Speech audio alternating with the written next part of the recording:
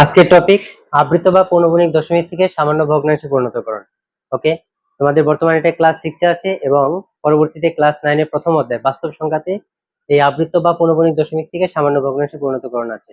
ওকে, চলো আজকে তোমাদের শর্টকাট নিয়মে শিখিয়ে দিব। খুবই সোজা, তুমি অনায়াসে করতে পারবে। এখনো কিন্তু অনেক স্টুডেন্ট কিন্তু এটা কিন্তু সহজে করতে পারে না, অনেকে প্রবলেম ফেস করে। যাই হোক, আজকে তোমাদের খুব সোজা করে এটা শিখিয়ে দিব। চলো তাহলে তোমাদের খুব সুন্দর করে এখানে একটা শর্টকাট নিয়ম এখানে লেখা আছে, এটা শিখিয়ে দিব। আর এটা যদি তোমরা শিখতে পারো বা এইভাবে যদি করতে পারো, কখনো কিন্তু এই পৌনঃপুনিক বা আবৃত দশমিক ভগ্নাংশ থেকে সামান্য ভগ্নাংশে পরিণতকরণ কিন্তু কখনো ভুল হবে না। চলো তাহলে প্রথমে কি আছে দেখো, যে হরের দশমিকের ডান দিকে যতগুলি ঘরে পৌনঃপুনিক থাকবে ততগুলি নয় বসবে, আর যতগুলি ঘরে পৌনঃপুনিক থাকবে না ততগুলি শূন্য নয়ের সাথে বসবে। এটা কিন্তু শুধুমাত্র দশমিকের ডান দিকে যদি থাকে সেটা। এবার দেখো, লবে শূন্য বাদে মূল সংখ্যাগুলি পর্যায়ক্রমে লিখতে হবে।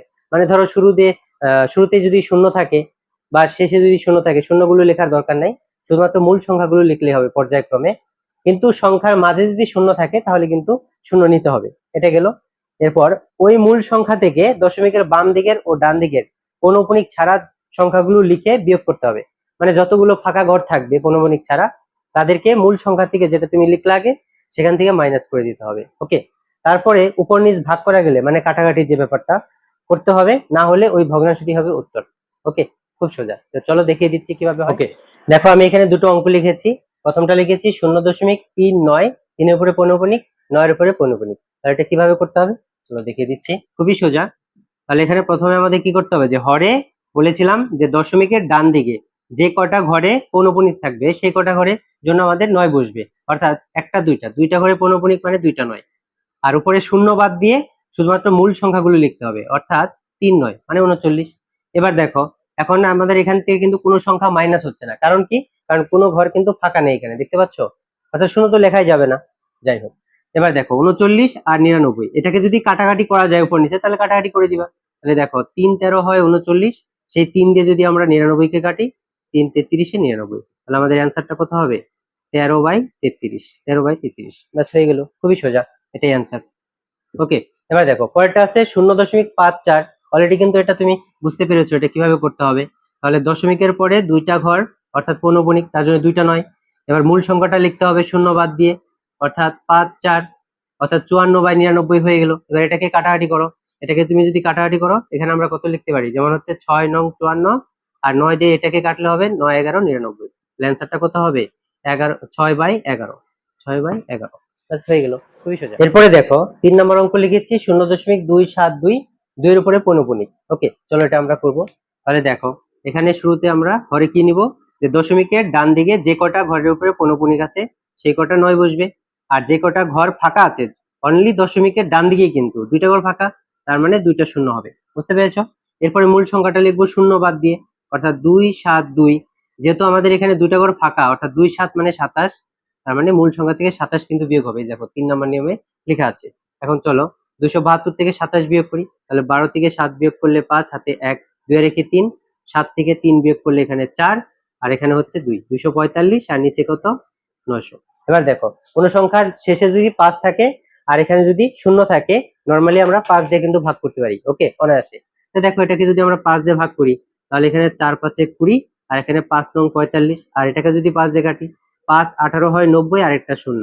ওকে, অর্থাৎ 49/180। এটাকে কিন্তু আর কাটাকাটি করা যায় না, অর্থাৎ অ্যান্সারটা হবে 49/180। এটাই হবে অ্যান্সার। ওকে, খুবই সোজা। এরপরটা দেখো 4 নম্বর অঙ্ক কি আছে, যে 7.028, 2 এর উপরে পৌনঃপুনিক, 8 এর উপরে পৌনঃপুনিক। তাহলে দেখো হরে আমাদের ডান দিকে যেহেতু দশমিকের পরে ডান দিকে যেহেতু আমাদের দুইটা পৌনঃপুনিক আছে, তার জন্য দুইটা 9 হবে। আর একটা ঘর ফাঁকা মানে দশমিকের পরে একটা শূন্য হবে। আর উপরে আমাদের মূল সংখ্যাটা হবে। এবার দেখো 7028, এখন কিন্তু শূন্যকে নিতে হবে, কারণ কি, যে কোনো সংখ্যার মাঝে যদি শূন্য থাকে তাহলে কিন্তু শূন্যটাকে নিতে হয়। এবার বিয়োগ করতে হবে কত, যেহেতু 7 আর 0 পৌনঃপুনিক ছাড়া, তার মানে 70 বিয়োগ করে দিতে হবে। তাহলে দেখো এখানে হবে 990, আর উপরে আমাদের এখান থেকে এটা বিয়োগ করে দাও, অর্থাৎ 7028 থেকে 70 যদি বিয়োগ করি, এখানে 8, এখানে হচ্ছে 5, হাতে 1, এখানে 9, এখানে হচ্ছে 6। ওকে, এখন দেখো 6958, নিচে আছে 990, তাহলে আমরা 2 দিয়ে ভাগ করতে পারি এটাকে, যেহেতু দুইটাই জোড় সংখ্যা। এটাকে 2 দিয়ে ভাগ করলে হবে 4 দুগুণে 8, 9 দুগুণে 18, 5 দুগুণে 10। আর এটাকে যদি 2 দিয়ে ভাগ করি, 3 দুগুণে 6, 4 দুগুণে 8, 7 দুগুণে 14, 9 দুগুণে 18 অর্থাৎ 3479, অর্থাৎ 3479, আর এখানে হচ্ছে 495। এখন যেহেতু এটা কাটাকাটি করা যাচ্ছে না, এটাকে ভাগ করে দাও 3479 কে। এবার দেখো একটা জিনিস খেয়াল করে, এখানে হচ্ছে 400 আর এখানে মনে করো 3000, তাহলে 4 7 28 হয়। এখন এটাকে যদি 7 দিয়ে যদি গুণ করি, 95 এর সঙ্গে 7 গুণ করেও কিন্তু এটা কাছাকাছি যাচ্ছে, অর্থাৎ 495 এর সঙ্গে যদি আমরা 7 গুণ করে যদি দেখি যে 495 গুণন হচ্ছে 7, 35 এ 5 হাতে 3, 63 আর 3 এ 66 হাতে 6, 28 আর 6 34, অর্থাৎ 3465, 3465 অর্থাৎ কাছাকাছি যাচ্ছে 7 দিয়ে দিলে। তাহলে এখানে মাইনাস করলে এখানে হচ্ছে 4 আর এখানে হচ্ছে 1 মানে 14। আমাদের অ্যান্সারটা হবে 7 পূর্ণ 14/495, এটাই হবে অ্যান্সার। ওকে, খুবই সোজা, বুঝতে পেরেছো? দেখো 5 দাগে একটা অঙ্ক লিখেছি, 0.291, 2 এর উপরে পৌনঃপুনিক, 1 এর উপরে পৌনঃপুনিক। যেহেতু মাঝখানে পৌনঃপুনিক নেই, মনে রাখবা দুই সাইডে যদি পৌনঃপুনিক থাকে তাহলে মাঝখানে সংখ্যার উপরেও কিন্তু পৌনঃপুনিক বোঝায়।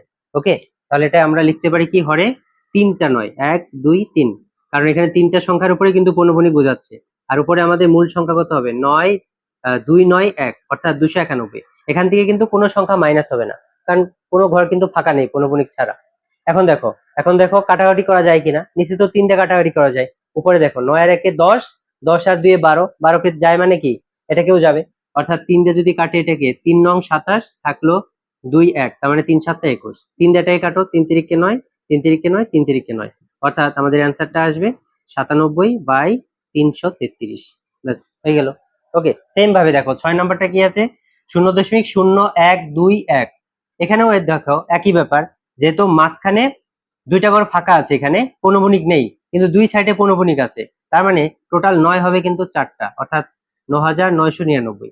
আর উপরে আমাদের শূন্য বাদ দিয়ে শুধু মূল সংখ্যা লিখতে হয়, অর্থাৎ 1 2 1, তার মানে 121। এখন 121 কে 11 দিয়ে কাটাকাটি করা যায়, 9999 কিন্তু 11 দিয়ে কাটাকাটি করা যায়। তো দেখো এটাকে যদি আমরা 11 দিয়ে ভাগ করি হয় 11, কারণ 11 এর স্কয়ার হচ্ছে 121 হয়।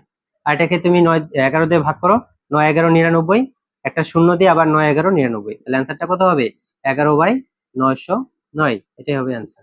ঠিক আছে, তাহলে এই ছিল তোমাদের আজকের ক্লাস, আবৃত্ত বা পৌনঃপুনিক দশমিক থেকে সামান্য ভগ্নাংশে পরিণতকরণ। তোমরা এই 3টা নিয়ম ভালো করে মনে রাখবা। এই 3টা নিয়ম দিয়ে তোমরা কিন্তু যে কোনো টাইপের অঙ্ক, অর্থাৎ আবৃত্ত থেকে সামান্য ভগ্নাংশে পরিণতকরণ কিন্তু করতে পারবে। তোমাদের ক্লাস 6 এ আছে, ক্লাস 9 এও আছে প্রথম অধ্যায়তে। আশা করি এটুকুতেই তোমাদের কিন্তু হয়ে যাবে। ওকে, বাড়িতে একটু প্র্যাকটিস করো বেশি বেশি, তাহলে কিন্তু অনায়াসে করতে পারবে। ওকে, থ্যাংক ইউ।